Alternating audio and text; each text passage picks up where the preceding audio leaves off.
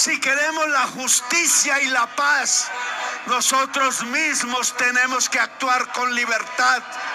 Pueden escudriñar lo que quieran, pueden llevar a seres humanos al borde del suicidio, como está aconteciendo, y no podrán jamás poner este gobierno popular al lado de los que no queremos.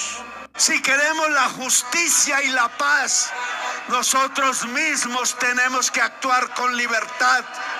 Pueden escudriñar lo que quieran, pueden llevar a seres humanos al borde del suicidio, como está aconteciendo, y no podrán jamás poner este gobierno popular al lado de los que no queremos. Los interrogantes que rodean la muerte del coronel Dávila. Medicina Legal confirmó que se trató de un suicidio, pero las conductas previas del fallecido y de su escolta dejaron vacíos que la investigación no ha llenado. ¿Cuáles son? En esta camioneta falleció el coronel Oscar Dávila al atardecer del pasado 9 de junio. El único testigo de los hechos es su escolta, el subintendente Osman Galeano. Ningún suicidio había despertado tantas inquietudes y confrontaciones políticas en Colombia como el del coronel Oscar Dávila, el oficial de la policía que coordinaba el Grupo de Protección Anticipativa de la Presidencia de la República. Las pruebas científicas de medicina legal no aquietaron la tormenta de cuestionamientos a la Casa de Nariño, ni la frase concluyente de la vicefiscal general, Marta Mancera: para la Fiscalía este caso está resuelto y muy seguramente los fiscales a cargo del mismo, con autonomía e independencia, lo cerrarán. En las últimas horas la opinión pública conoció otras dos evidencias importantes en el marco de esta investigación, las cuales describen los momentos previos a la detonación del arma, con la que Dávila cegó su vida en Bogotá el pasado 9 de junio. La primera es una serie de videos y fotografías del recorrido de la camioneta oficial, la cual era conducida por el escolta, el subintendente Osman Galeano, y la segunda es la declaración que éste rindió a los funcionarios del momentos después de la muerte. Los videos, obtenidos de cámaras de seguridad circundantes, exponen la línea de tiempo desde que el finado entró al apartamento de un familiar a las 5:40 p.m. en la localidad de Chapinero, para hacerle el favor de sacar una carne del horno, y el posterior recorrido rumbo a su casa. A las 6:16 p.m., a pocos metros de su destino, en Teusaquillo, la camioneta de vidrios polarizados se detuvo junto a una acera. El chofer descendió, dejando su arma dentro, y cruzó la calle para comprarle a su jefe un agua con gas en la tienda. Desde el local miraba con insistencia hacia el vehículo, lo que ha sido interpretado por algunos como sospechoso, aunque, siendo un escolta, sería natural que no apartara la mirada por mucho tiempo. A su regreso se sentó en el lugar del piloto y vio al coronel con la pistola en la mano derecha, apuntándose a la sien. Me dice gracias por todo y se dispara en la cabeza, declaró Galeano a los agentes del PI. Lo que hizo después fue llamar a la línea de emergencia de la policía y a la esposa de Dávila. Uno de los hechos que despertó más suspicacia fue que, de acuerdo con su propio testimonio, sacó la pistola del vehículo, con el pretexto de evitar que la viuda la tomara y atentara contra sí misma. Quiso entregársela a una mujer policía que llegó posteriormente a la escena, pero cuando ésta le advirtió que no podía recibirla por tratarse de un elemento material de prueba, Galeano volvió a meterla dentro del automotor. Los videos filtrados a la prensa no muestran ni el fogonazo del disparo, ni cuando el conductor extrajo el arma. Las preguntas alrededor de este caso aletean múltiples interrogantes. Unos están relacionados con la conducta del coronel el día de su muerte, otros con las acciones del guardaespaldas y unas más con el contexto judicial y político que tenían al difunto bajo presión.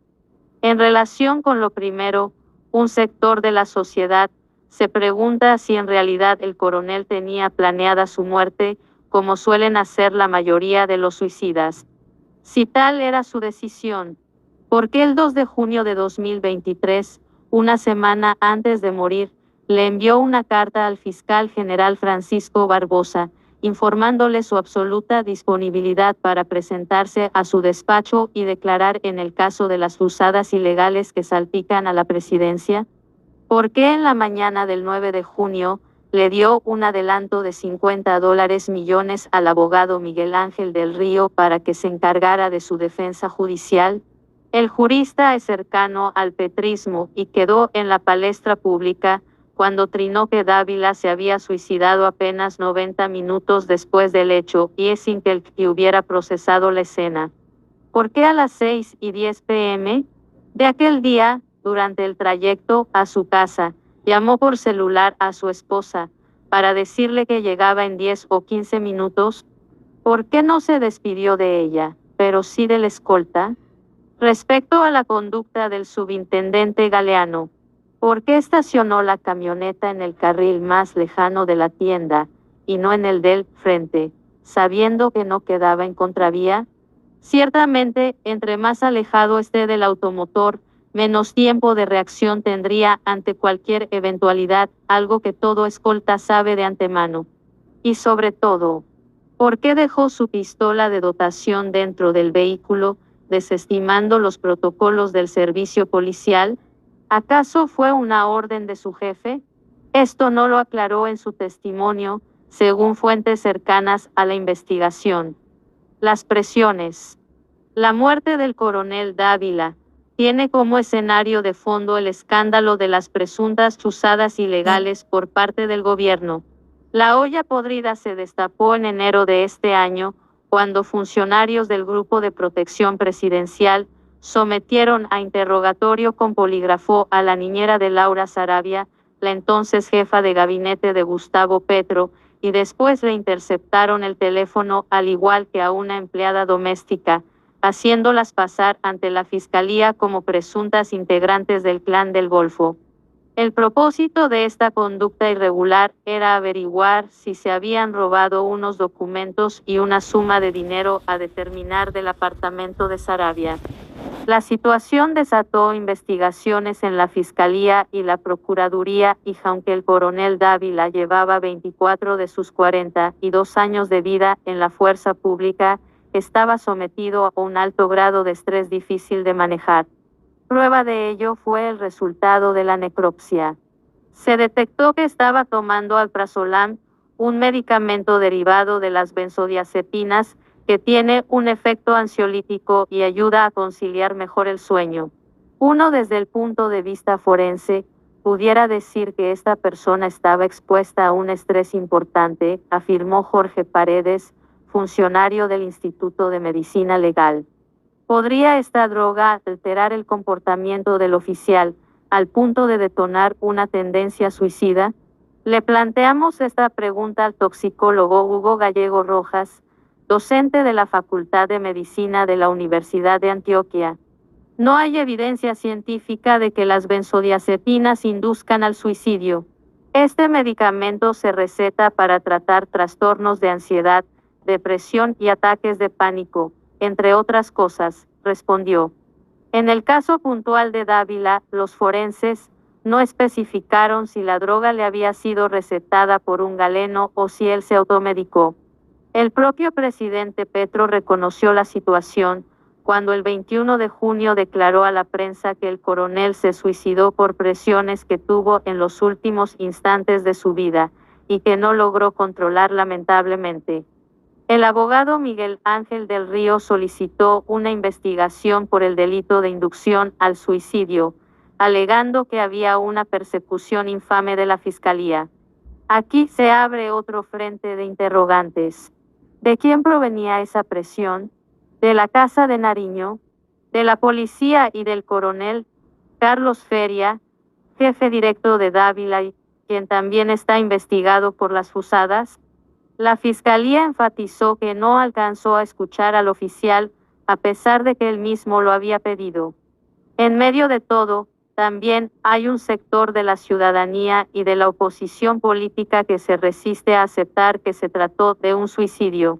En la marcha convocada contra las reformas sociales propuestas por el gobierno, el 20 de junio, hubo arengas y pancartas con este mensaje: el coronel Dávila no se suicidó, lo mataron.